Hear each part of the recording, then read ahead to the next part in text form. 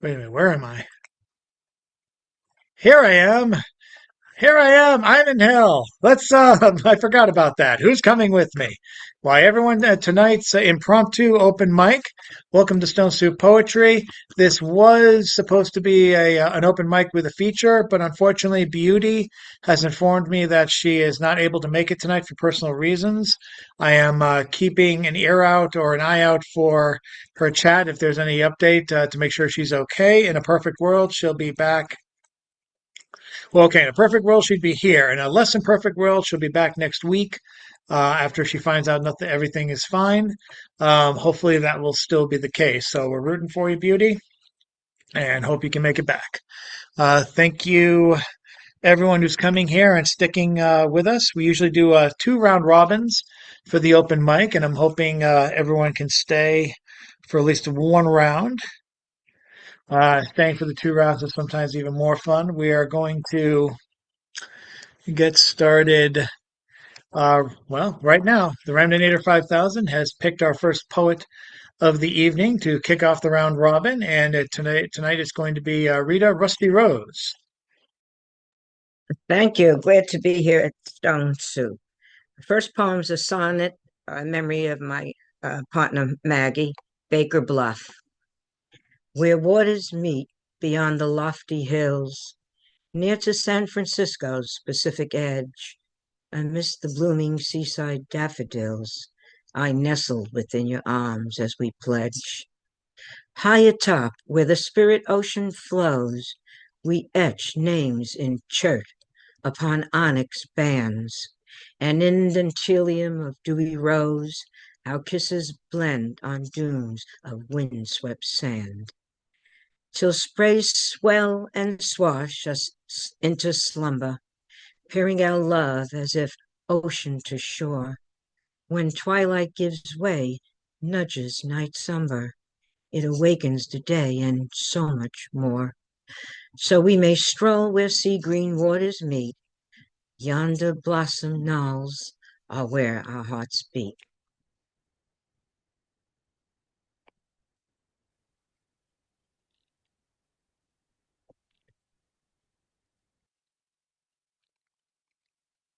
Very nice. Thank you so much, Rita, for getting us started for this newfound two-round open mic. Um, Jazinia, thank you so much for joining us. Beauty is not able to make it tonight for personal reasons. She'll be back next week.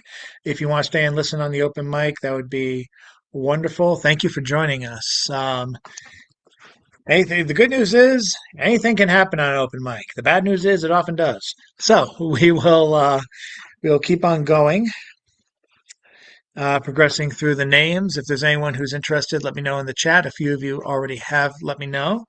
I want to go now to let's see if Bill Lewis can get us out of our, featureless funk. Here you go, Mr. Lewis. You have the calm. Thank you very much, Chadford. It is an honor and pleasure to be here and be able to present exciting things to my fellow poets and creativity types. So I should like to be able to share the screen because we are going to do part of a glorious play that I wrote a few years ago entitled Fran B. I have been inspired by the creations of Robert Doodle Knish, because he's the guy who made me think of all this and just get inspired and like, are we allowed to do this? Are we really allowed to just read our stuff out here? And so here, I think you can now see the lyrics. So we have before us three major parts that need to be filled. Fran B, an intelligent but contumacious young bee who used to be a star pupil but now is always in trouble. Exactly the type of bee that I think that Robert would be himself. Robert, would you be a bee?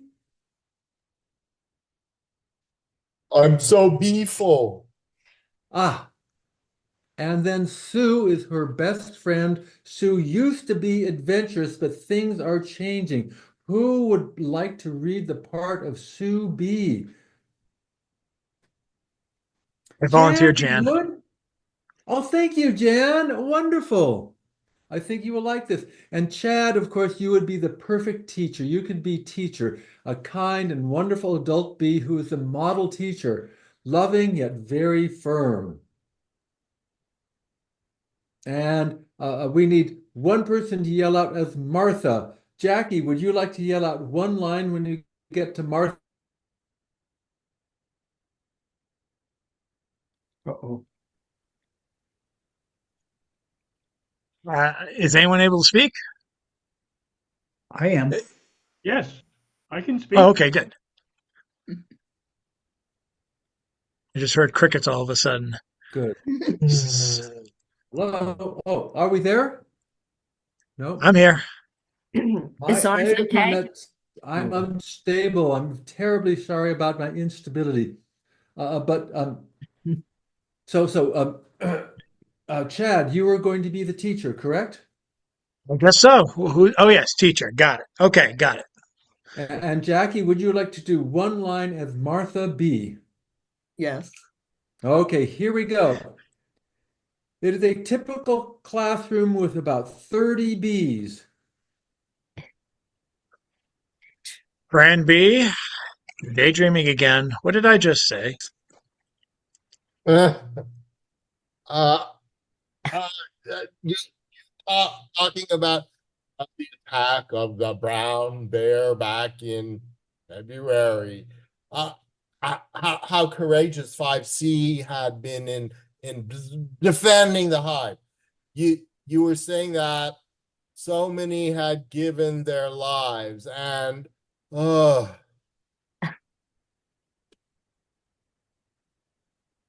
can't read my next line.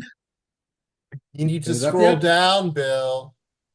Fine. Oh, You remember the words I see. Now, what does it mean? Why was I telling you that?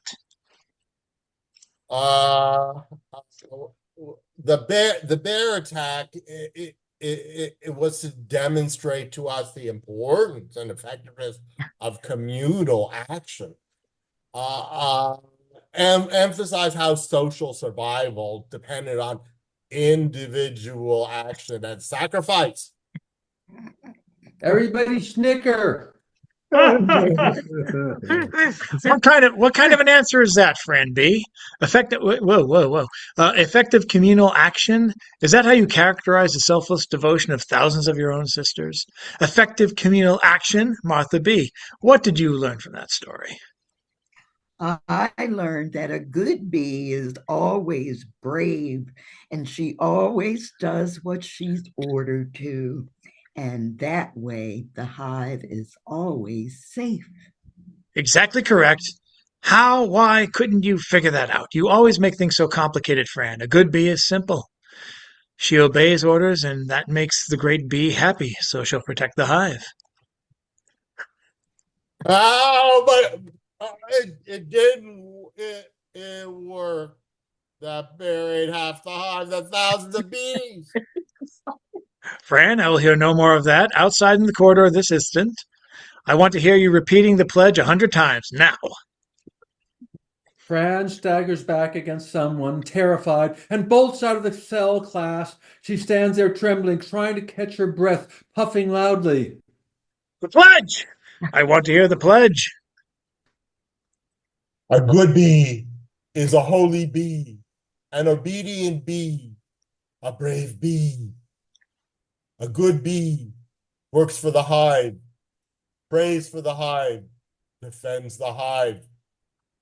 A good bee hears what she's told, knows what she's told, does what she's told. So help her, great bee. Inside the classroom, there is total silence while teacher listens to Fran. All right, now, we'll talk about what a good bee shouldn't do.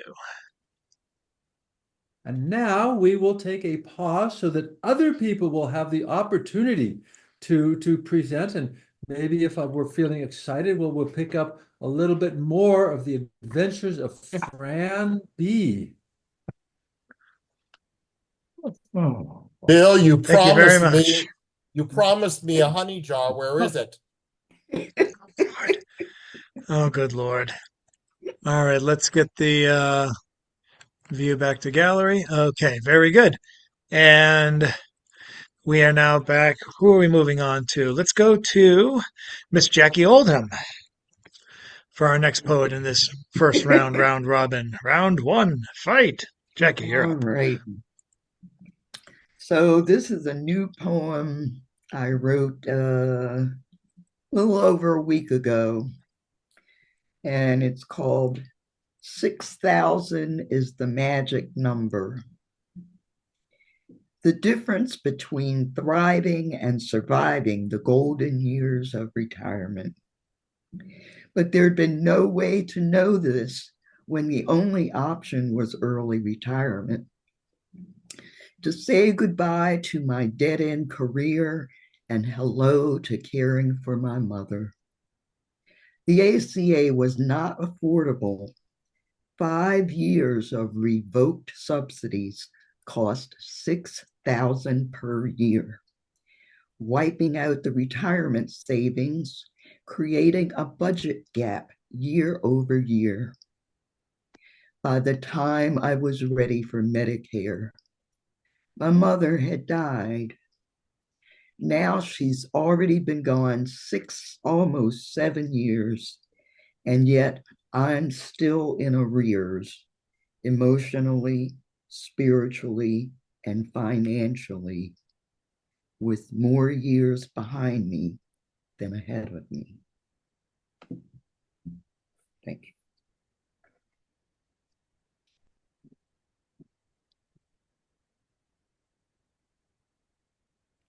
Thank you, Jackie.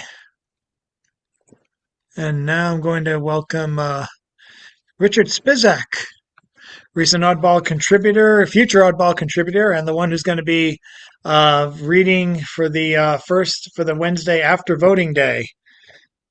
Check out his information and sign up for the Zoom. Thank you very much, and take it away, Mr. Spizak.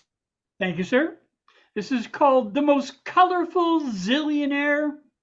Let us take up a collection, not to embarrass this selection or call his eminence in any further question. This, oh so dubious selection of this is so awesome electoral eminence, or establish a substantial financial precedence, lest any question his noble supremacy, or dare to question the evidence of his ultimate legitimacy, which where any candidate whose predominancy comes into question during this or any other closely examined electoral voting selection. Everyone knows if he runs, he wins, or else it's a clear and obvious to anyone it's just sin. He's been undone by conspiracy's son. He must win to climb from history's dustbin. But let us break our wallets open, spill out our talents for this valiant, well, albeit incoherent, ever-narrant, errant knight. Spill out our purses as he nurses the smallest judicial reverses, and his massive achievement of long much repeated grievance since daring scary Donnie's karma has been suspended, as easily as he those teen models repeatedly upended, who with his silent partner Jeffrey so deeply befriended. He dismissed his valet and sends him to the darkened alley at the very start of that notorious party. But send your pennies and your dollars, or else he'll send out the dogs to tighten those razor-sharp Krypton spiky collars. Yet his southern exposure of the bitchy-batchy barrels of stinking red inking corporate drivel, whose spotty reputation shrivel while they drag his bankers to the brink. But Russian rubles rarely offering that kind of money and jewels to any such unemployed fools. But this guy has proven to Putin quite as solid as he unloads secrets off the pallet, where they're mixed with poolside salad. Turns he round the daily leakage, hands off to the waiting valet bucket seepage. Oratory glory twice as violent as his campaign speakage. Just send your money to him urgent before they place him before the legal civil surgeons, who'll digest and disgorge his phony fiscal costume scourge. So in the cell he goes once more, bozo-rific greedy buffoon. Luckily the civic mansion still has room for even this rough cast nasty old baboon.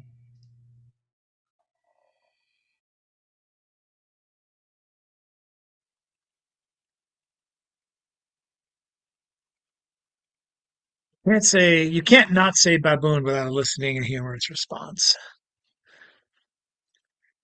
We are we are in the way to an all open mic for those of you who are joining us late, or I think someone's been joining us over and over again. BeYouT will hopefully be back next week, and I'm looking forward to that. And I'm grateful for everyone who's listening and or reading tonight. If you are reading, let me know in the comments. But let me know in the chat, I should say. Otherwise, I'll keep on going with the people who I know are reading. Let's start with continue on with Jody Prestigiacomo. Yeah, you got it right. Oh, thank you. It's nice to be here tonight. My first poem in the round robin is going to be called Flash of Red. Words shouted led to fracture. Hands risen shattered my soul. Pieces of me convulsed, mislaid, scared and broken, no longer whole. Stabbing rage pierced my heart, laughter roaring as it bled.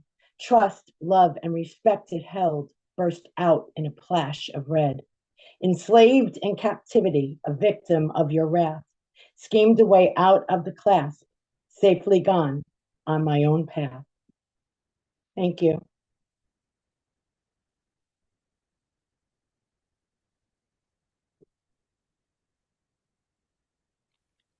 Thank you, Jody. There was someone in the comments.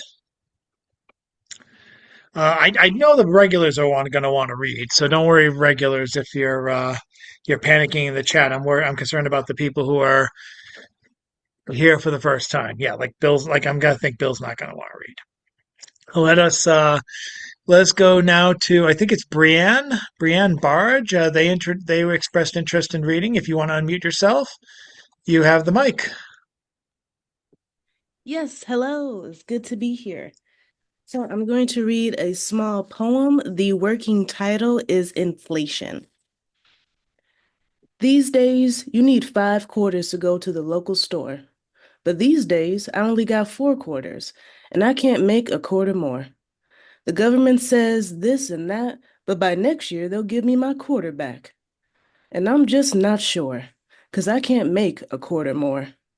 Well, my car aches, my bladder's got a splinter, and maggots are whispering in my ear, begging for another quarter, like I'm Mother Dear. But I'll ask the government what I asked the clerk at the local store. Why the hell ain't 4 quarters good enough no more? Thank you.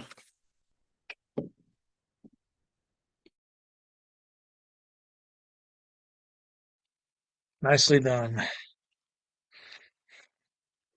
Nicely done. Thank you, Brienne. Let's see who we have. I'm going to go to Jan Rowe next. Jan, you have the mic.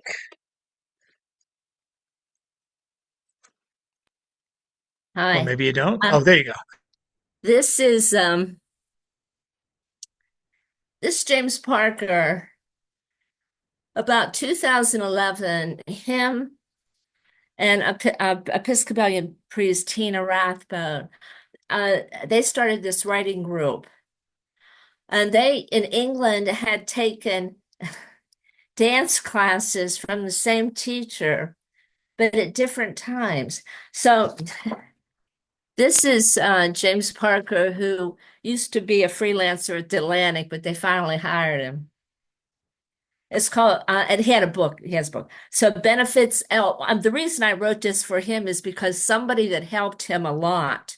He's very artistic. She's not going to be there to help him as much. So I wrote this for him. I've been working on it.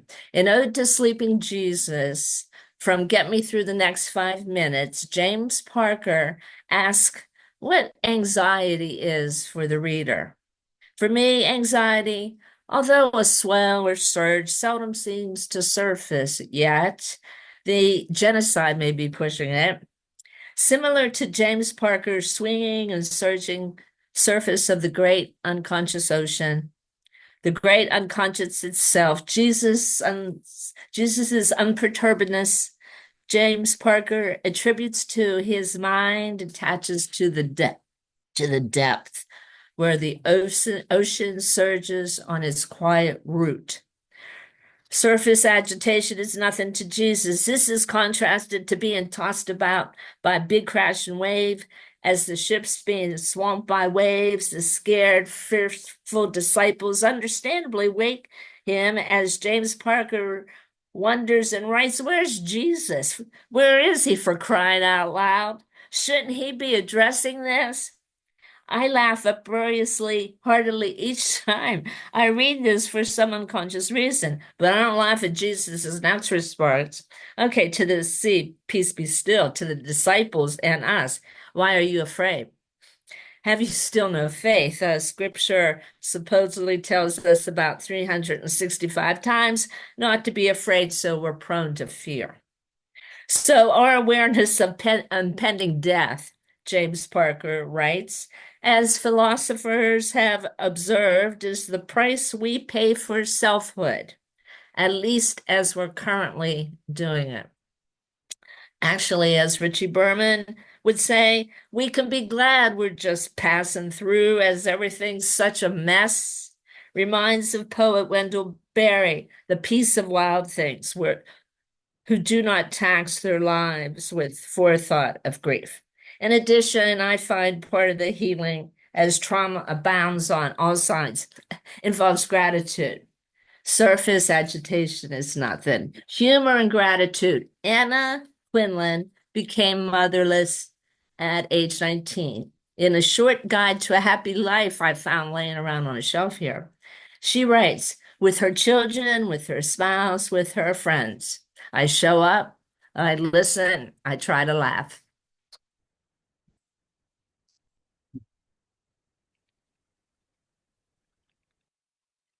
Thank you very much, Jan.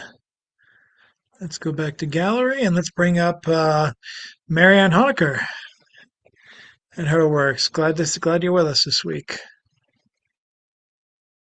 Hello. I'm going to do my Son of Frankenstein, Sestina. Son of Frankenstein. In the 1939 movie Son of Frankenstein, the monster recognizes himself in a mirror. He thus passes the mirror self-recognition test, MSR, the basic marker of self-awareness. He starts by pushing on a chain separate but next to him, with his hand, with his shoulder, ends by grabbing Dr. Frankenstein by the shoulder, steering him toward the mirror, sees Frankenstein reflected there. He forcibly turns his face. They are separate beings, each trembling with the drama caught in the mirror. He touches his own face, awash in sudden awareness, then flails his arms as if to shoo away the sight, that terrible test.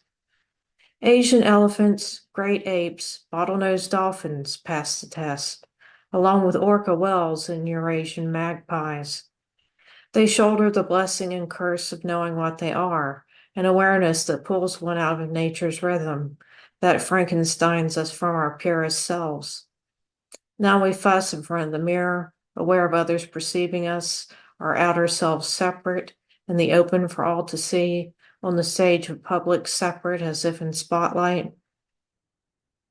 Even ants have passed this basic test. Think twice before stepping on one, knowing the mirror has exposed it to us. Truly, we stand shoulder to shoulder with some cats and dogs, their domesticity, their Frankenstein, which we have foisted upon them. Too great awareness of self teaches us to define other. In our awareness, we cut ourselves from them, alone in space, separate. We carve canyons between Earth's children, Frankenstein the not selves or ourselves. Whether we can fold back is the test now, reinsert ourselves into the whole. Can we shoulder melting once again into the all, despite the sight in the mirror? The evil queen in Snow White owned a mirror that flattered her and her beauty's awareness. When it named another more lovely, her shoulder iced over to one she should have loved. Separate, different for all of us is the same choice, love's test. Can we become all, or will we the rival Frankenstein?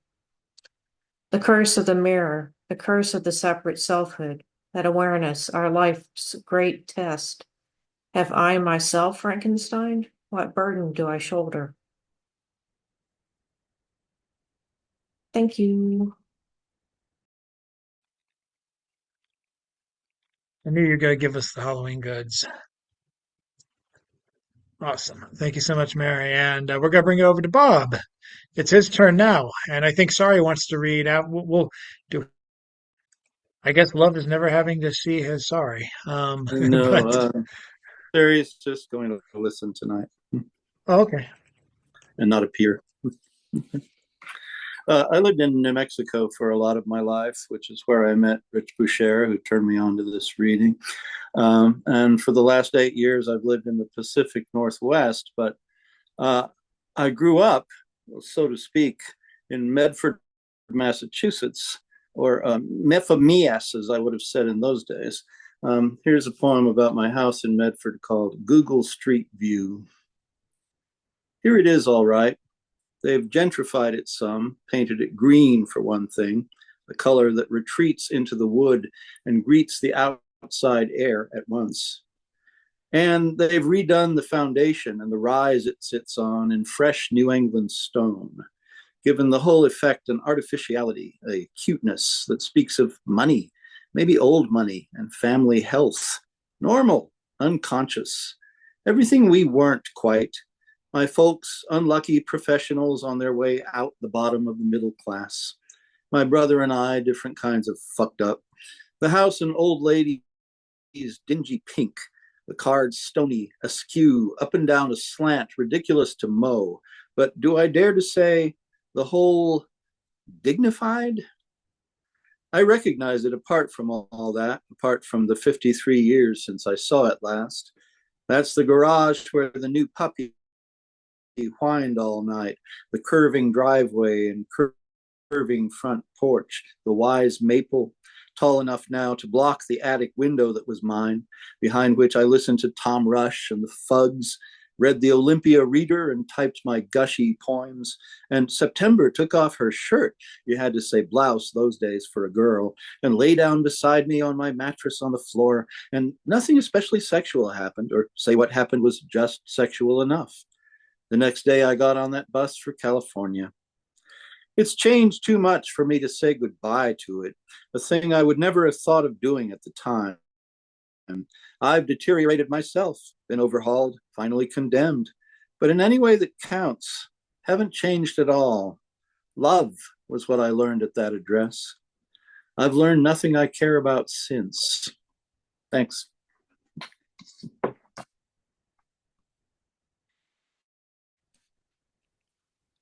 Thank you, Bob. And now looking through, looks like some people left. Sorry about that. Hopefully, maybe some people will come back.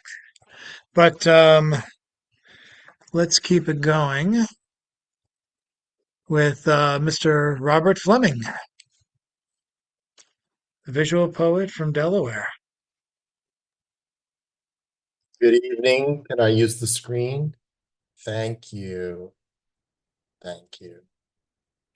So I'm Robert Fleming, a visual poet from Lewis, Delaware. I'm preparing a submission for the Beaver magazine, and I submitted to them in the past with a poetry submission, and they rejected me. And I'm going to submit this time with a visual submission. And the focus of my submission is going to be based on the name of the magazine, The Beaver. And what I observed about many of the art pieces that they had in the magazine is that the artists submitted combinations of two things, either a person and an animal that was merged, or a person and an object, or two objects that were merged. So what I want to do, since a beaver cuts down trees, is to create images of beavers where I replace their mouth with a saw and see how that would go. This was my initial beaver image, which is a photograph which I took from the web. Here I apply the color filter hibiscus. The only thing that changed on this image is the tongue turned pink. And here I have a filter called pixelated, which I changed, which is a 25%. Wasn't very much. Here is another filter called liquefied smudge, which sort of gives an impressionistic feeling of the beaver of the hair.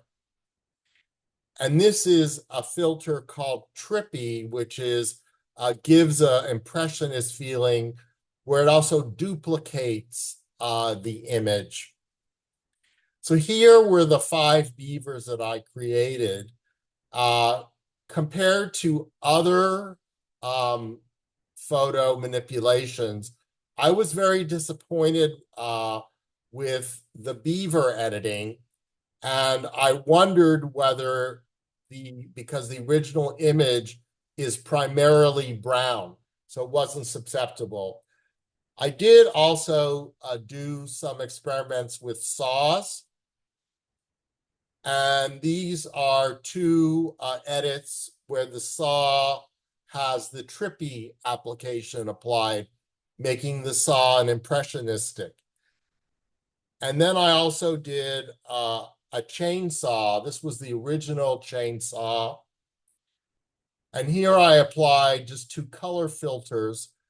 They're both color pop filters, which I like. The left side is called Outrun, and the right side is called Heat Wave. And here we have 4 different variants on the trippy filter applied to the chainsaw. And here I have the liquefy filter applied, which gives the chainsaw a surrealistic image where the form is distorted. So my conclusion about this beaver experiment is that it failed.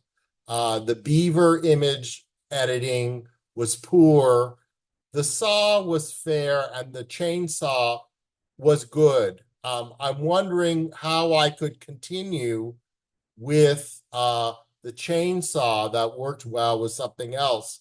Well, I remember that the chainsaw choice of tool for the horror movie character Leatherface, who was the star from Halloween and the Chainsaw Massacre. So I thought in the future I could experiment with Leatherface. And you see where he is. He's right here. So here he is on the left side. You see that his mask, his skin looks like a mask. I want to see if I can do some digital manipulations with that. And on the right side, he has several clothing pieces I could try. He has a tie, an apron, and around his bracelet, around his wrist, he has a bracelet, and there's a knife. And 2 potential series names could be Leatherface Online Purchases or Leatherface Prepares to Chainsaw the Milan Runway. So I look forward to coming back and further expanding on the chainsaw in the future. Thank you for letting me share my beaver digital graphics experiment. You need to watch the cartoon show Angry Beavers before you implement any chainsaws with them. Might give you some inspiration. I have a suggestion. Oh. If there's a way that you could do a close-up on the beaver's face and have 2 little buck teeth made of saws, like the saw blades were the buck teeth were saw blades coming out of his mouth, something like that. And maybe that's a little too obvious for you, Robert, but I think that's kind of an interesting thing. And they could be way too big. They could be coming out at the right perspective of the size of the teeth, but they could be really, really long. Good chainsaws for hands too, because that's really easy when you're an artist. No, I'm kidding. But let's actually segue over to you, Generalissimo, because I think you're the last person. Your last. Oh, actually, no. There's one. There's one. At least one more person. So, but let's segue over to you anyway. Sorry I'm late. I was out to Oh, no dinner. worries. I just got home. So we'll start with some new things here. Um, this is this was part of a workshop, and it's a pirouette, which is 10 lines of 6 syllable each, and lines 5 and 6 repeat. And I call this the existential debate over the existence of freebies. They do it just because they can do, because there are no laws forbidding it. It is a free for all. It is a free for all, not for all. Those it is not free for forgo the joy of free. Free is for those that free is for they that do. Okay. And that was that little experiment in form. Um, then this uh is called Why I Will Never Be Named Chief of Surgery at Midcoast Spain Medical Center or Mount Sinai Hospital or anywhere else. When I began gardening, I planted seedlings in pots with pre-fertilized soil. I watered them and talked to them, and they grew and they grew. Then one day they looked sad. They drooped like they had given up. The elderly lady next door, who was a master gardener and my gardening mentor, told me they needed larger pots. Then they grew more and more. The tomatoes had to have the sucker leaves trimmed. Sucker leaves don't produce fruit, but hog the water and nutrients. Buds grew and bloomed into flowers, out of which there'd be a bounty of tomatoes. Once, while trimming, one of the flowering limbs snapped, but was still attached, hanging on for dear life. I was ready to amputate. I went inside for a snack. Whilst washing my hands, I noticed some medical tape on the shelf, which I carefully wrapped around the botanical injury, which surprisingly healed and provided me with juicy pinkish brandywines, the first of which I cut into wedges and dripped balsamic and olive oil and sprinkled black pepper onto. Then, when I had finished the tomato off, because no one else was around, I licked the juice from the plate. After the last tomato from that branch was harvested, I unwrapped the medical tape. The injury had fully disappeared, but despite my newly discovered prowess as a healer, I did not decide to become an EMT or nurse or doctor. And I want to just do one short, older piece about food, which is called Incursion on Filet Mignon.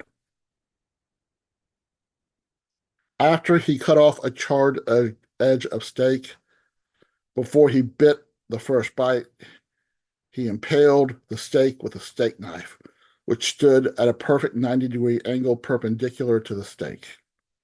He imagined himself a Viking on a pillage. The steak was a sentry to a castle he breached. The knife was a sword that had lost belonged to his great uncle.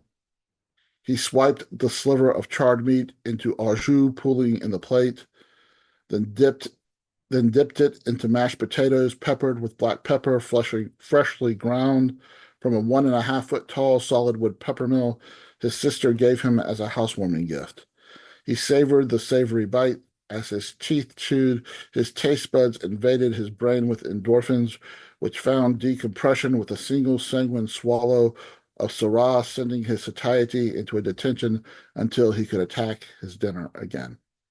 Thank you very much.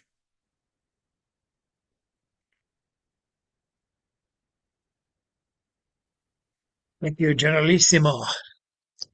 Let us go now to Mr. John Wizik, who I think has another chapter to another story for us Yeah, all. thanks. There's a movie called Hundreds of Beavers, and it's really hilarious. If you haven't seen it, you might enjoy it. Anyway, last time, Congressman Earl Saltcedar, drug-addled Congressman Earl Saltcedar, proposed going on an expedition up the Amazon to find the mythical creature called the Cape Lobo in order to distract from his indiscretions. So we'll pick it up in Brazil. Salt Cedar poured a healthy slug of cachaca into a glass and squeezed in lime juice to make it a cocktail called the caipirinha. He wanted something stronger, but it left his pharmaceuticals behind because taking them across borders was risky. His room at the Hotel Manaus wasn't bad. The air conditioner kept the heat and humidity at bay, and the cable TV showed plenty of Brazilian women in bikinis. A public relations specialist would film him by a riverboat in a few days. He'd hang out at the hotel for 2 weeks, and then they'd pay a group of villagers to say he saved them from the monster. When he returned to the States, he'd be a hero, but he was bored. An ad came on the television. He grabbed the remote and turned up the volume. Even though, as in Portuguese, he understood that the psychedelic Thunder Muffins would be playing that night at the municipal park. Sky San Pedro held his electric guitar in front of the amp and let it feed back for minutes before the Thunder Muffins broke into driving a hack while smoking crack. The lead singer had the body of someone who subsisted on frozen dinners and corn chips. The band was playing in an open-air pavilion sheltered under a tile roof. Salt Seer didn't find anything psychedelic about their blend of folk rock and heavy metal, but he'd come to score. And he began washing machine on the wooden floor while getting dirty looks from the people he bumped. While the locals wore shorts and t-shirts due to the heat, Salt Cedar had overdressed in khakis and a gringo vest. Women wore bikini tops, Brazil being a bit too conservative for them to go topless, even at a Thunder Muffins concert. Hold on! One removed her top and flung it into the rafters. After some dancing, she approached a man in a leather jacket standing at the back of the pavilion and left with something in her hand. Salt Cedar watched others do the same and then, seeking a little chemical enhancement, approached. Got something to make the music more transcendental? The dealer replied in Portuguese. No hablo Portuguese. Salt Cedar held out $100 bill, a language everyone understood. The dealer exchanged it for a plastic bag containing a dozen pink tablets, each stamped with the impression of dolphins. Salt Cedar had no idea what they were, swallowed 3 and hummed the theme from Flipper. He suffered through a dozen indistinguishable songs and a drum solo that lasted longer than the Pleistocene. The pills weren't working, so he swallowed another. Halfway through a 30-minute instrumental, he noticed pairs of yellow eyes staring from the darkness beyond the pavilion. Time to dance! Salt Cedar muscled his way to the mosh pit and busted out some moves that resembled Saturday Night Fever with Tourette's. The topless woman was not impressed. Neither was her boyfriend, so Salt Cedar busted a move which resembled Enter the Dragon with no martial arts experience, and woke up from a concussion on the grass outside the pavilion. A Middle Sea wine replaced the poison dart frog singing Frank Sinatra's My Way to the distant drone of the band, and a Nepalese mosquito in a bikini approached. She was a head shorter than him. Great show, huh? The mosquito rubbed her hands against her proboscis. They don't know how to party, Salt Cedar replied. How do you want to party? The mosquito asked. With that topless woman, Salt Cedar pointed. I can make you happier than her. The mosquito waved her antenna. I know a place where we can be alone. Promise you won't bite me. I'd hate to get malaria. We'll use protection. She led him to a 5-story wedding cake frosted with turquoise icing. The green-skinned Chinese waitress sat at the welcome desk in the lobby. Salt Cedar paid for a room and followed the mosquito's swaying hips, up the stairs, being careful not to let the starfish on the steps bite his ankles. The mosquito unlocked the door and ushered Salt Cedar into the room containing a TV, desk, and lily pad with 2 pillows. Take off your clothes and I'll be back in a minute. She stepped into the bathroom. Salt Cedar left his shirt and pants on the chair. He'd never had sex with an insect before and wondered if their anatomy would be compatible. The lily head he climbed on pitched and swayed like a rowboat in a Category 5 hurricane. A half dozen animals burst through the door. Give me your wallet. The copybearer pulled Salt Cedar off the lily pad and back hoofed him. A toucan tapped a baseball bat against his palm, and a sloth flashed a butterfly knife. Salt Cedar took one look at the taper's AK-47 and reached for his wallet. An anaconda grabbed him from behind, and a spider monkey sunk his paw into Salt Cedar's gut. He collapsed to the carpet. After a thorough beating, the attackers tossed Salt Cedar out the window. A rotting cassava the size of a dumpster broke his fall. We'll pick it up in the next round. Thanks. When our open mic has serialized stories. I'm scared. Oh, so did that include both gratuitous animal porn and violence? Indeed, it does. Indeed, That it does. was. And don't forget drug use. Don't Spectacular forget drug because use. there was nothing gross in all that violence and sex. It was just wonderful, descriptive, metaphorical. It was beautifully written. I just was so. I felt like Bill Lewis looked reacting to it because Bill Lewis's reactions were the most priceless thing that I've seen in a long time. It was wonderful. And that's the way. Unfortunately, I was looking at the page, not at Bill Lewis, but I'll have to look at him some other time. Thank you. All right. And now we close the first round robin out with Mr. James Van Loy. Watch for his column ready to publish tomorrow on Thursday at oddballmagazine.com at 11 o'clock in the morning, as it does mostly every week. Let's welcome up Mr. James Van Loy. Oh God, Bill's laughing and James is gonna kill me. Sorry. Well, I do have a brother, Bill. So this is called Michael Messenger Archangel. In my pocket, I have a bronze belt buckle brought to me by my godson's Armenian wife, all the way from their trip to her home from the era of the so-gone Soviet Union. It bears a bright communist hammer and sickle symbol of all the workers that are both agricultural but especially industrial. I remember how it was once so often used as emblem of dictatorship and a tyranny, the communist movement so demonized in Cold War fear of nuclear Armageddon, which had us all in the shadow of Sputnik, and science and technology so advanced class learning de rigueur mode existential, indeed existential in its very self a thing when our whole world could just be ended in a flash, a brilliant, thundering, nuclear apocalypse once those pesky Russians got the bombs. The U.S. that us was not any longer the sole nuclear super stupor power. And out on an asphalt playground, I found out that atomic couldn't hold a single candle to the hydrogen bomb blowing the Bikini Beach into this devastated, shattered atoll.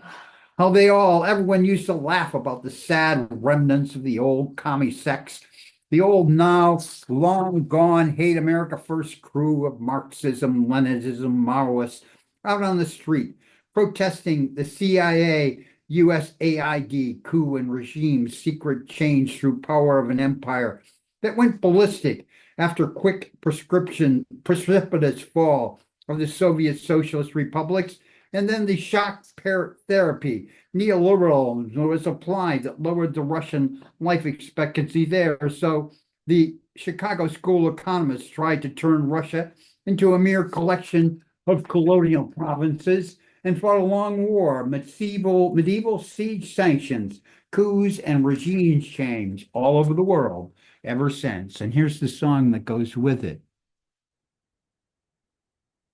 Well, I was feeling sad and feeling blue, didn't know what I was gonna do. The communists was coming round, it was in the air and in the ground. They wouldn't give me no peace. So I run down most hurriedly and join up with the John Birch Society. I got me a secret membership card and started off walking down the road. Yee-hoo! I'm a real John Bircher now. Look out, you collie, you. Well, I was looking everywhere for them gall darn Reds, and I got up in the morning and looked under the bed, looked in the sink behind the door, looked in my glove compartment of my car, couldn't find them. Well, I was sitting home alone and started to sweat, figured they was in my TV set. Peeked behind the picture frame, got a shock from my feet hitting right up in my brain. Them Reds caused it. I know they did, them hardcore ones. Well, I quit my job so I could work alone, and then I changed my name to Sherlock Holmes, followed some clues from my detective bag, and discovered there was red stripes on the American flag, that old Betsy Ross. Well, I investigated the books in the library. 90% of them got to be burned away. I investigated all the people that I know. 98% of them got to go. The other 2% are Birchers, just like me. Now, Eisenhower, he's a Russian spy. Lincoln, Jefferson, and that Roosevelt guy. To my knowledge, there's just one man that's really a true American, George Lincoln Rockwell. I know for a fact, hate commies because he picketed Exodus. Well, I finally started thinking straight when I run out of things to investigate. Couldn't imagine doing anything else. So now I'm sitting home and I'm investigating myself. Hope I don't find out anything. Great God. And that, of course, was Bob Dylan's Walking the John Bircher Paranoid Blues. Thank you.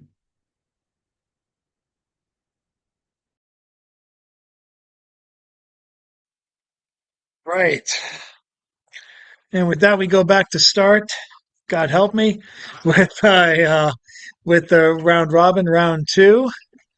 Good Lord. Let's see if we can all stick together with this one. This is going to be a lot, but I think we can do it. Let's do it for Beauty, who would have been our feature but can't be tonight, and hopefully she will be next week. I've got no updates yet. Let's go back to Rita Rose for round two. Okay, James, that was wonderful. A few weeks ago, a best friend passed, and she was Long Island's karaoke queen. So this is for Michelle, my karaoke queen. In the still of the night, I held you tight, crooned a tune to your delight. For you, do I, only you, do I, my karaoke queen. Over many years, as steadfast steers, sharing countless tales, we persevered. For you, do I, only you, do I, my karaoke queen. Despite many a lover and numerous others, we've endured, close friend. So permit me to boast you're one hell of a. For you, do I, only you, do I, I sing my karaoke queen. And though the refrain may be mediocre, I'm nothing more than an average croaker. I will put mouth to mic and trill cardinal-like. For you, do I, only you, do I, my one and only lovely karaoke queen. Do I. Thank you.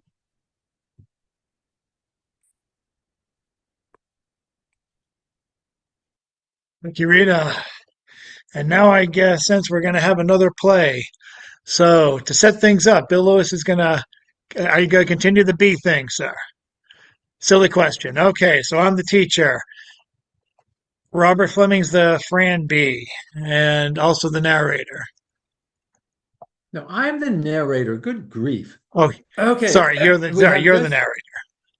We have just completed scene one, and now enter during During collection practice that afternoon, Fran kept off by herself, uninterested and far too angry to hear the laughter and insults of the others. She flew directly against each flower, making it shake as she smashed into it. She wiped up the pollen with true angry strokes of her back legs and flew on to the next. She didn't even notice when her best friend, Sue B, came over to join her. You shouldn't have said that, Fran, Say what? about the bear.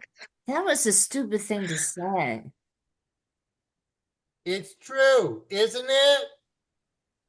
When did telling the truth stupid? You said that just to make teacher mad. You shouldn't do that. Sure made the teacher mad. So what? She always told us we could ask her anything. That's what I did. Yes, but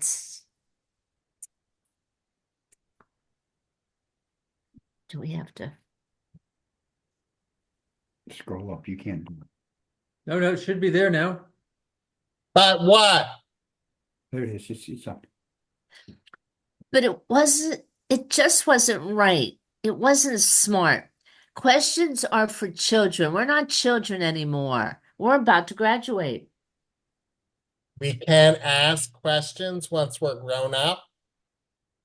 Is that what you just said, Sue? What's happening to you? I'm growing up, Fran. That's what's happening to me. That's what you're refusing to do. That's why you're having such problems. It's time to become an adult. Oh, God, in the name of the great bee, you're beginning to sound like an adult. Oh, so adult. A few sessions ago, we were making jokes, and now... In a few sessions from now, we will be very old adults. Let childhood go, Fran, and be what you should be. I take you, Sue. We're going to be best friends forever. We're going to fly beyond the field into the wild forest. You and I, remember? We're going to find new fields, rich with flowers, like when Denise found this one. We're going to find a giant stinger and defeat all the bears once and for all. Do you remember all that? Sure, I remember, Fran. Those are the dreams of kids. It's time to forget them and concentrate on real life. Concentrate on real life, huh? How about the bear? She's real enough. How come the great bee didn't protect us from her? Fran, you shouldn't say such things. If anyone should hear you, just quit asking questions and you'll be better off. Give up asking questions. I notice that's what you've done. You're not curious anymore. Questions are only for kids. Bull! We asked the same questions when we were little and never got an answer. Teacher smiled and acted so kind, telling us, wait, and she'd explain it when we were older and could understand it. Well, I'm older. I want to know. Forget it. It's too late. You have to grow up now. Spider starts to fly off. Spider, take you, Sue. And there we come to the end of scene 2 of the exciting adventures of Fran B. Who knows what will befall this poor innocent bee trying to build a better world in this moment of unknown and change. So we will wait for another week.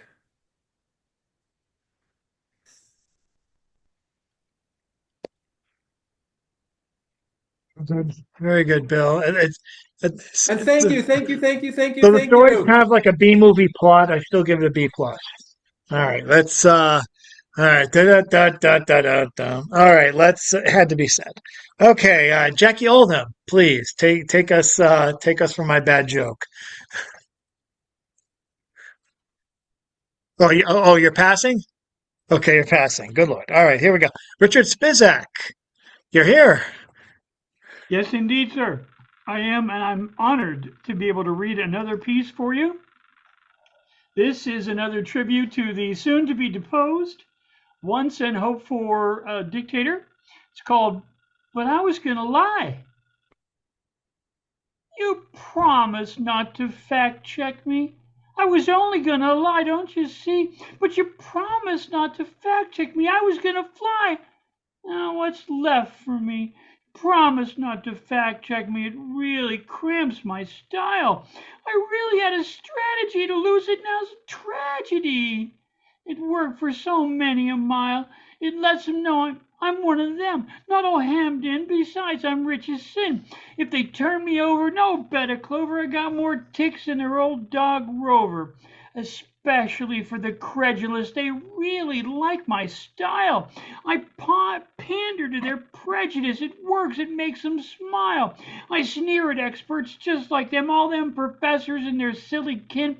I fake a hate of technology, spurn immigrants with no apology.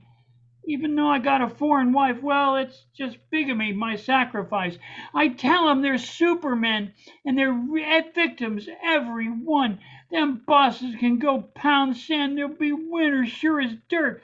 It's just they got their feelings hurt. Everything's agin 'em, even the color of the sun. And that's just the beginning. Every court is so unfair, especially if their ass was convicted and they end up without a bail. Then all them highfalutin movie stars driving around in electric cars, unless they say their prayers like me, they might as well go climb a tree. The moon was cheese, there'd be a wholesome breeze, and all the cows would give beer. But they've just give me all their wallets, I'll personally dry each and every honest tear. I'll solve each and every problem. I know why they stub their toes. Just give me all your money. I'll chase away those foreign foes. I can play it low and dirty. Insults fly from my mouth. And if you thought I'd grown up there in a one-room shack, instead I studied Ivy League and carried a book stack. I debated at university, played at fencing, rode at crew. Now I say shucks and drive a pickup truck. Method acting's what I do. Paid anyone to take my test. I'm posing like a dumbbell. You can guess the rest. But when I hang with bankers and billionaires, I'm erudite and humble. And when you shine the light of truth like Icarus with his misspent youth, my wings all melt and fall away like that big old bunch of lies I told today. What? If you steal my lovely lies away and you fact check me again today, my whole ensemble, like the king whose kingdom crumbled, who wore a suit of no damn thing and thought himself so very cute. But oh no, so badly humbled, oh boy, the crowd did hoot.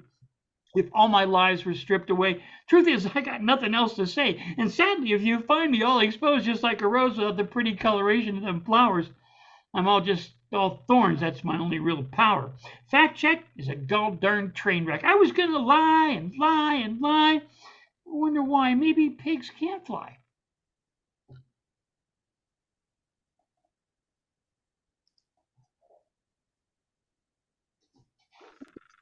Thank you, Richard.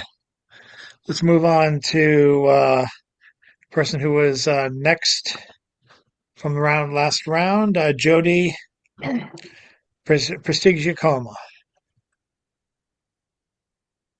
Okay, so for round two, I have part two of Flash of Red, which is called Uncapped Pen. How dare you steal my voice, silencing me through fists of fire to burn my essence, annihilation of my God-given talent, agony being in your presence, torn to shreds pages of my emotions, disgrace to solidify the impact. I gape at what it advocated for you. Did you get off on such an act? Ironically, you failed. I battled to recover. Truth will prevail, regaining my choice. Overflowing and louder than ever, my pen will cease your voice. Thank you. That's all right.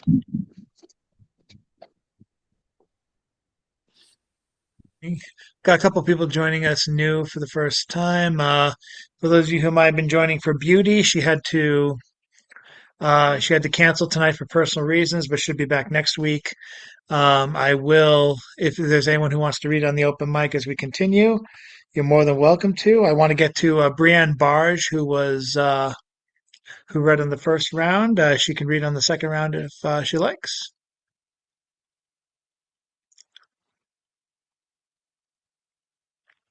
Brienne, if you want to read, you're more than welcome to. If you want to skip, just let us know.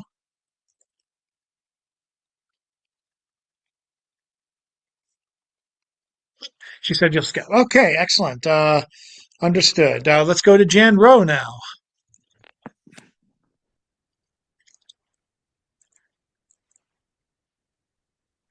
There you go.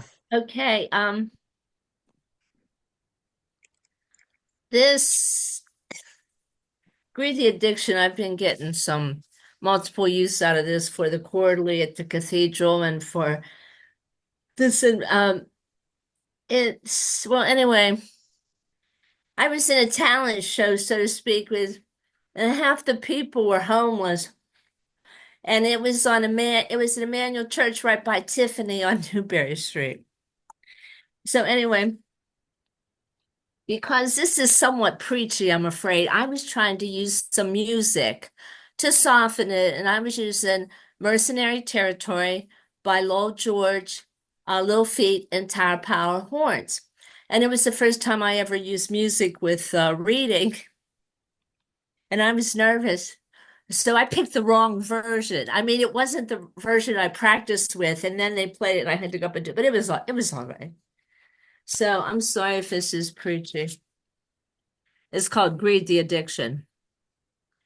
Down here on Boston Common, we have K2, created to avoid research on marijuana, and crystal methadone addicts sniffing the ground in search of crystal meth. Up there, Primark Tower and the other towers, $4,000 a month rent. Greed can be an addiction. I'm grateful that the Department of Justice is suing RealPage for rental price fixing. RealPage uses AI, artificial intelligence. The RealPage executives on video say that humans had to be gotten out of renting as humans have too much empathy. That real estate could only get the extreme rents if they got the humans out. So one young person in Chelsea was renting Chelsea where they used to dump the old batteries. She was renting a 1 bedroom for $2,000 and was told that if she leased, it would go to $2,700. If she didn't lease, it was going to go to $3,000.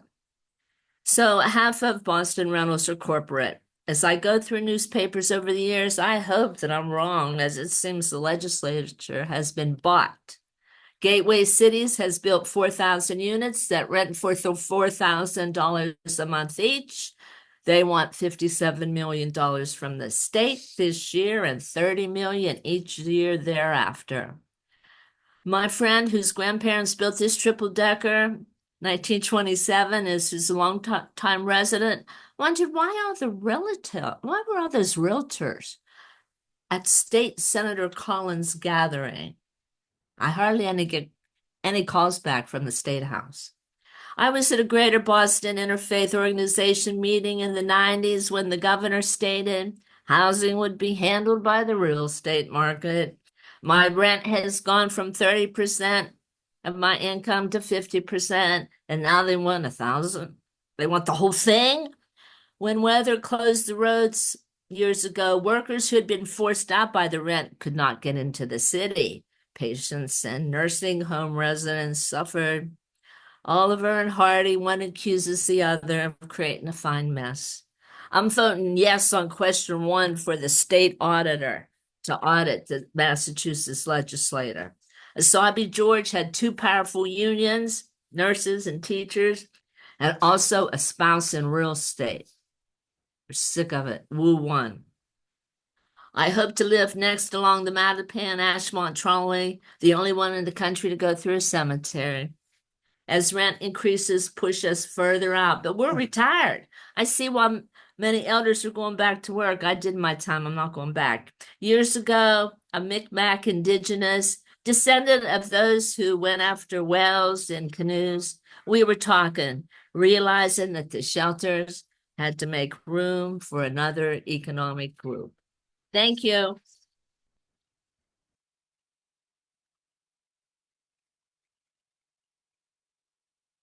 Drop and walk. All right, thank you, Jan. And let's go to Marianne Honecker, who's next in our lineup.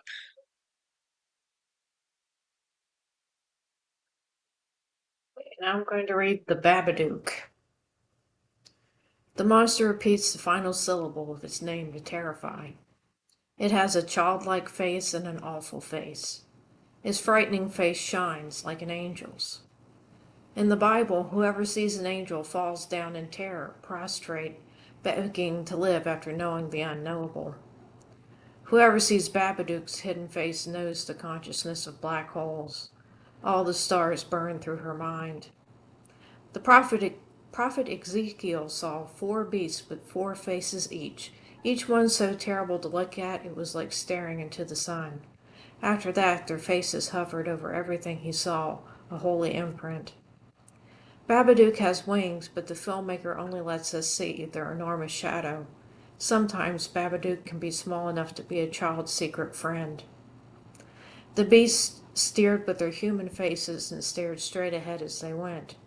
The filmmaker couldn't take the chance that we'd see the wings and know Babadook's real face centered between.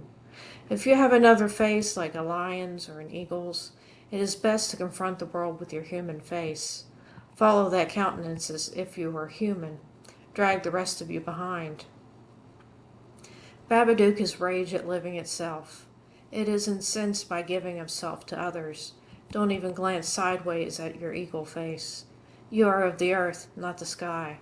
Remember Icarus and stare straight ahead into the world of human things. Babadook knows your lion face, wants to turn it to the front. Babadook knows your ox face and wants to remove the yoke. Babadook has a face like a careless candle. Babadook burns down the pillars of your mind. If you don't think you have other faces, you are a puzzle you've left unsolved. Latch your pieces together and you'll see. Babadook splays its shine down on the floor. The floor burns. Its radiance sounds like a scream, carries its own breeze, hot as a desert. On the apex of buildings, Greeks engraved the 3 brothers, Zeus of heaven and earth, Poseidon of the sea, and Hades of the underworld.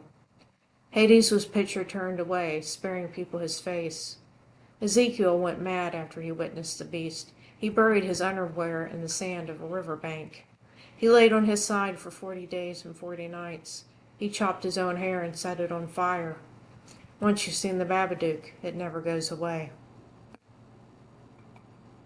Thanks.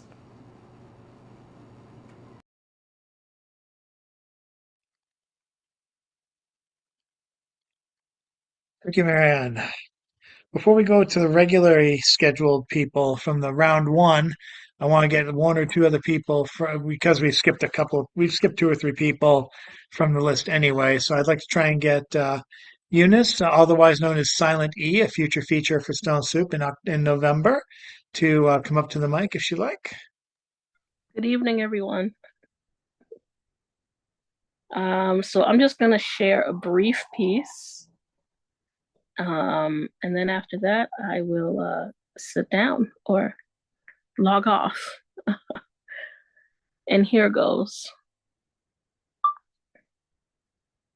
Too much credit goes to the sun because the sun is meant to make us shine and feel good, vitamin D and whatnot. But who protects the sun when it's tired? Who covers the sun when it needs a break? Who gives the sun joy when the sun feels sadness? Who shines on it? I reckon that it's the moon that reflects the sun, because the moon is technically 12 hours away on the other side of the earth, but the creator made it that way. Isn't it just like God? to take two polar opposites and make them stand face to face? Isn't it just like God to decide that water being wet and sand being dry would lay side by side at what we call the beach? And isn't it just like God to tell the clouds to cover the sun on the days that the sun does not come out because maybe the sun was just tired that day? Maybe the sun needed a day off. And isn't it just like God to allow rain to fall and wet the soil because the soil is how flowers bloom? And isn't it just like God to allow the cold to be where the snow resides and the heat of the summer to remind us that seasons like spring and fall are where things bloom, where flowers bloom in all of its beauty, and the leaves change color, describing the Creator's bright tapestry. Oh, the brightness of the leaves, to bring us a certain type of joy, to make fall foliage remind us that change is beautiful. And isn't it just like God to send rain when we need it the most?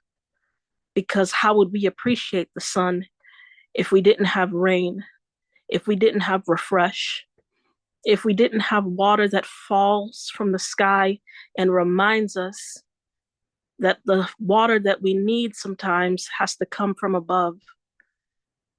And isn't it just like God to use the elements to teach us a lesson each and every day? Thank you.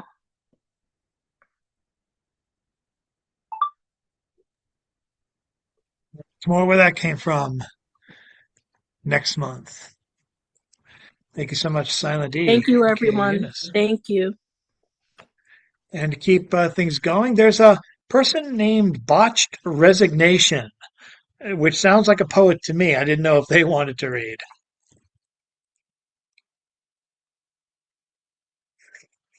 Okay, I'm just going to assume no, but if they change their mind, Botched Resignation, whoever that might be, can chime in whenever they like.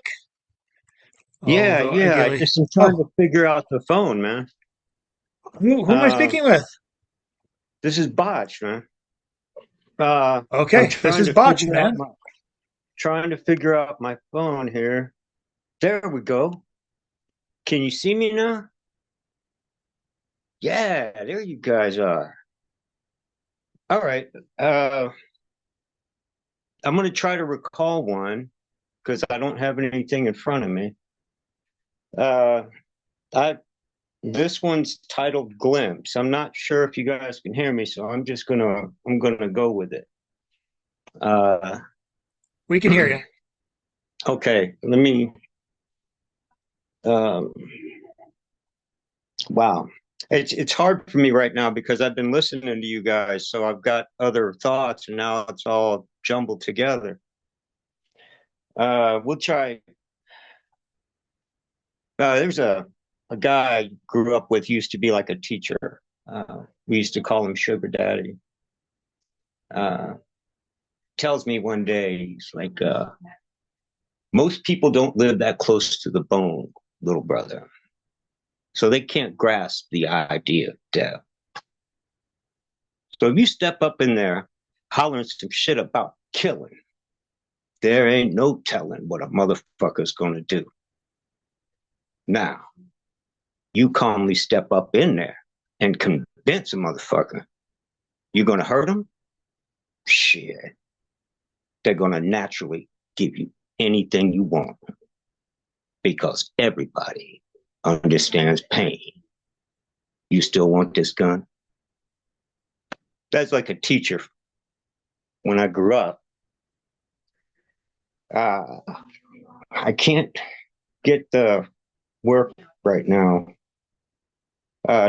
Here's one. I think I got it.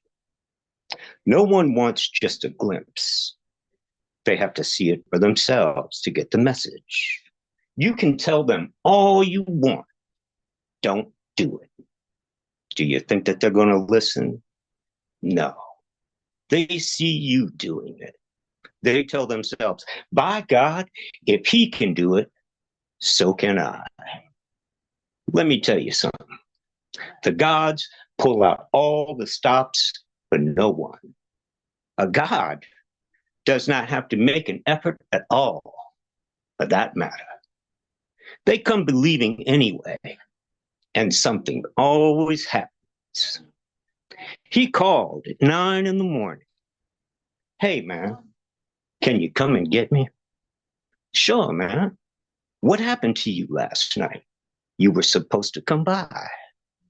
I was on the boardwalk and I got jumped. These punks beat me unconscious and took my glasses. I'm lucky I found this phone booth. He was on the next thing, rolling out.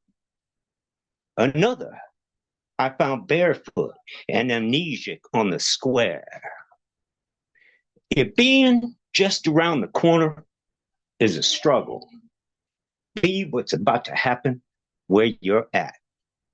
If you can make it anywhere, make it there. But no, they need to be anywhere but in attendance. In Chicago, San Francisco, LA, New York on New Year's Day. Check it. The ball will more than likely drop on more than just a few people's heads. Dig. You can win, but you can't be the game itself. That's impossible. Get a grip.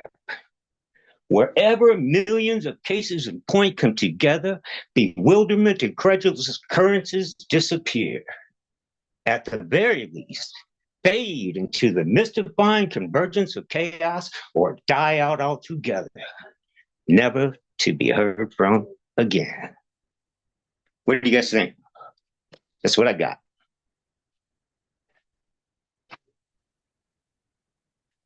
Thank you very much, Mr. Resignation. I'm going to go on with the rest of our readers tonight. Thanks to everyone who's read so far for the second round. And now I'm going to see if Bob Reeves is interested in reading again. And it looks like he is. Yeah, this is called Printer. Facebook wants me to wish a dead woman a happy birthday. Let her know you're thinking about her. Help her to have a great day. I picture a printer attached to a gravestone, spitting out all the birthday wishes sent every year since her death, covering the grave like leaves. Thank you.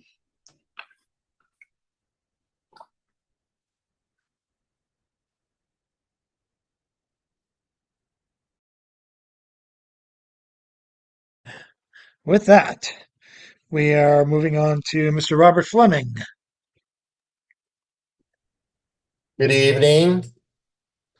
As a tribute to Mary Honecker's poem about Frankenstein, her sonnet, and my upcoming blog for Old Scratch Press on step-by-step building, making your own monster, I will share this piece, which is inspired by Mary Shelley, who was an author. And of course, her novel was Frankenstein. And I'm going to share a flash fiction piece, which is 100 words, which is called a dabble. Death doesn't end life. Press release, London, 1st January 1818. Lackington, Hughes, Harding, Maver, and Jones published Frankenstein by Anonymous. Body parts from different corpses are sutured in the alive place, eyes on face front and anus in the rear. 10 feet of surgical thread and a Singer sewing machine are used to stitch. Electricity exhumes a creature to alive. Dr. Frankenstein gives his creature his name. The creature speaks and walks, a creature so ugly that it is beautiful. The Frankenstein search to find love and their place in the world. Next Monday, buy the Morning Herald to find out Frankenstein's author's name. Thank you for letting me share my flash fiction, which is a tribute to Mary Shelley, the author of Frankenstein. Thank you, Robert. And Brian Franco, if you got one more, we'll listen in. Yes, sir. Where was I? There it is. It's called Why Wonder Bread is the True Eighth Wonder of This Wondrous World. I am not Spider-Man, but I have climbed God only knows how many walls in my lifetime. My fingertips are so cut and calloused they barely have fingerprints. But they are addicted to walls, and when I get to the top of a wall, I turn into Humpty Dumpty, and as I sit atop the wall narrows and narrows, and I have a great fall, but all the king's horses and all the king's men do not exist in my world, and it never fails to be one of those so hot you can fry an egg days, and when I hit the ground, my shell breaks perfectly in half, and I turn into a perfect sunny side up egg. Then the person who discovers me calls the Guinness Book of World Records, who fly down in their corporate Concorde jet, then measure my diameter and proclaim me to be the largest sunny side up egg ever. And since no one knows I was the egg, the person who discovers me gets a photo on the cover of the New York Post, breaking my yellow with a slice of burnt toast. So if I should ever climb a wall, have a great fall, and land sunny side up, I hope whoever discovers me calls Ripley's Believe It or Not. They too have a corporate Concorde, but they always travel with at least a case of Wonder Bread, and Wonder Bread makes the most wonderful toast. And that is all one sentence. Thank you very much. Wunderbar is all I'm going to say to that. Thank you so much. I like how you call me sir, but you're the general. Anyway, let us move now You provide a to Miss. service. You provide a service with this wonderful thing, sir. Thank you again for showing up today. And we have John Wesick to continue his story. We have two serials going on in Yeah, Stone I Soup, guess, a Chad, you serialized must play. be the Secretary of Defense if Oh, the geez. general calls you sir. I don't know. Okay. There we go. I promise the American voters that the crooked elites will not intimidate me. Salt Cedar looked at the sea of reporters from CNN, MSNBC, and Fox News assembled on the dock. The thugs who attacked me last night showed that they're afraid. They're afraid for good reason because I never back down. I'm going to discover the truth about the Cape Lobo, no matter what. Uncle Bob, his political adviser, wiped his face with a handkerchief. Despite his outrage at Salt Cedar's shenanigans, he couldn't help grinning at the old Salt Cedar magic. The team of reporters camped out by the hotel meant that Salt Cedar would really have to go through with the expedition. That would be his problem because Uncle Bob was flying back to D.C. Aren't you worried about your safety? The CNN reporter asked. Paige Moonby, the publicist, took over and machine gunned word salad at the reporters. You don't ask him questions, man. You stand back and wait for results. Moonby wore a collection of love beads and used a red bandana to restrain his stringy hair. The man's a genius. He expanded my mind, but you lamestream media guys are stale as Thursday soup. When I think of soup, I think clam chowder. You got your bacon, your onions, and potatoes. Then you add chicken stock, clam juice, and clams at the end. You don't want to overcook them, man. Did you know they can't get clams in Europe and Australia? That's why America is the greatest country on earth. Thank you for your questions. Heads turned when Salt Cedar slipped off the gangway to a riverboat and fell into the river. He surfaced, spitting river and holding a peacock bass. Ha! Gotcha, you bastard! And we will continue with it next time. Thank you. Tune in next time. Tune in next time. But first, or last, I should say, for our feature for our round robin tonight. We're going to go to Mr. James Van Loy. Excuse me, to send us home, sir, if you will. Yep. So I have a piece here called The Hippies. The Hippies. The hippie movement was at once the logical consequence of great generational breeding frenzy after Depression and two world wars had these huge families of kids. And of course, in the midst of the suburban migration, many folk just cut loose from community and support system, ended up in social limbo, cast out, wandering still in teen years, forecasting the current age mass migrations. There they were, camping on Boston Common and running amok in Haight-Ashbury districts of looking for a new way of life and just waiting for the politicos to come along and realize something happening no one planned, and they were already real, ready after a decade in the bare desert of McCarthyism and lavender scare fires driven from pillar to post for having wrong parents of Depression era social movement attempting to find the new way in not so post-war America. And here's a quick song for you. Dream when you're feeling blue. Dream, that's the thing to do. Watch the smoke rings rise in the air. You'll find your share of memories there. So dream when the day is through. Dream and they might come true. Things are never as bad as they seem. So dream, dream, dream, dream.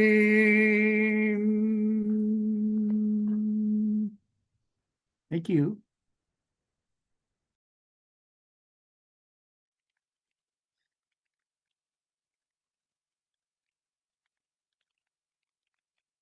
Thank you, James, and thank you to everyone who came out tonight with the presumption to hear Beauty read, and hopefully you will. I want you all back next week to hear her read. Hopefully she'll be back on at 7 o'clock on the 30th of October. It's not Halloween yet. You can do it. Hopefully that'll happen. I haven't gotten a word back from her, but hopefully things are a little bit better now, and I'll hopefully update as I find out more and update. Oh, what's going on here? I just. Uh-oh. Looks like we have. Oh my. I did not see anyone else coming in this late in the game. But if Jeff Taylor wants to read, he's more than welcome to. It'd be a very welcome footnote to wonderful round robin. Well, if you were just gonna close up, you don't have to stay open for me. I saw you on the Facebook Live, so I was like, oh, hey, let me jump in if they're still going. Go ahead. I hate to have you everybody stay going. Go ahead. It's been a day of altered and surprising Hey, Jeff, come on, Jeff, do it, Jeff, do it. All right, yeah, I got one. The general has spoken. All right, I got to read it off my phone, so I don't. You might not see me read it, but okay. All right. This is a new poem. It's called "If My Depression Was a Flag," and I wrote this in response to a poem by William J. Taylor from his book A Room Above a Convenience Store called "If Your Loneliness Was a Flag." If my depression was a flag, I would burn it, piss on its ashes like an agitated revolutionary. If it was a car, I'd drive it like I stole it. Let the cops separate us like the scolding parents they think they are. If it was a ship, I would abandon it on the disillusioned shores of my social engagement. If my depression was a god, I would fuck it. Run my tongue across her worthlessness until she prayed for me to cloister amongst her cold stone walls.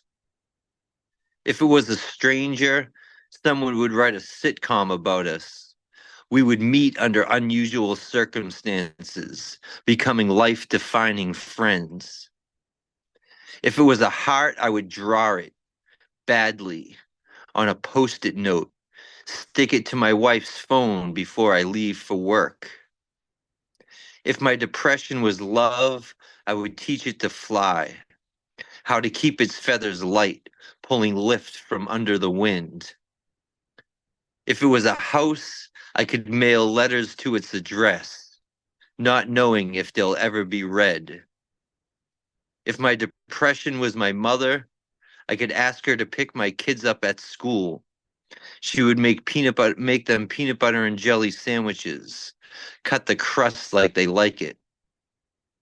If it was a ghost, they would make a museum of my body, give tours through my dark attic.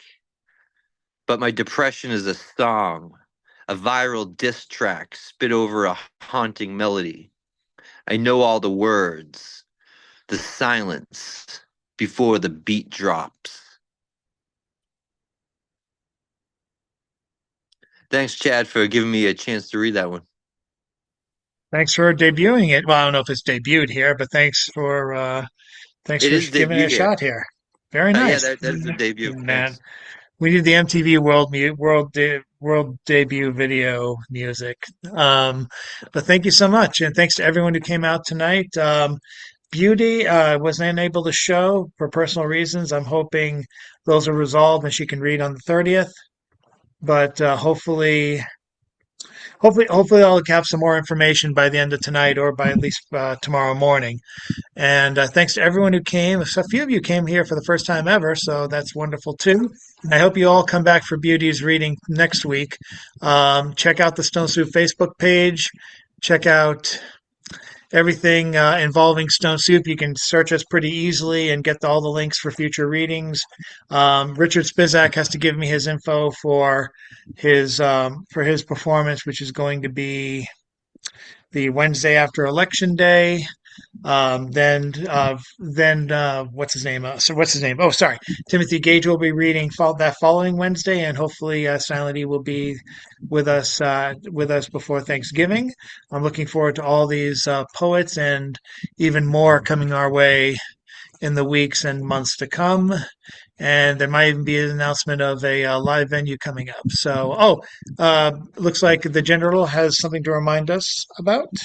Well, it's actually already started, but you can just jump in and join Midnight's. Put it in the chat open mic, which is already going, and I just put the link into the chat. Very good. And so if you guys want to hit another club, you guys are more than welcome to. Let's get a quick group wave as I need something for the filler for the graphic tomorrow. Thank you all so much. Hopefully more things will be announced. My book's coming out in a couple of weeks. If you want an early copy, let me know. Stone's Throw, the Unalive the Algorithm issue is coming out. Let me know if I'll keep you posted for that. It's downloadable for free as a zine, and looking forward to seeing everyone's work come to fruition, including the artist David House, who sent me the artwork around a while back. Thank you guys very much. It could be like this every week. All we need is you, and hopefully, all we get is what we get is Beauty next week, the poet featuring, and more to come. Thank you guys very much. Have yourselves an excellent evening and a great rest of the week. Have Show's a good over. night, y'all. Show's over. See you next time.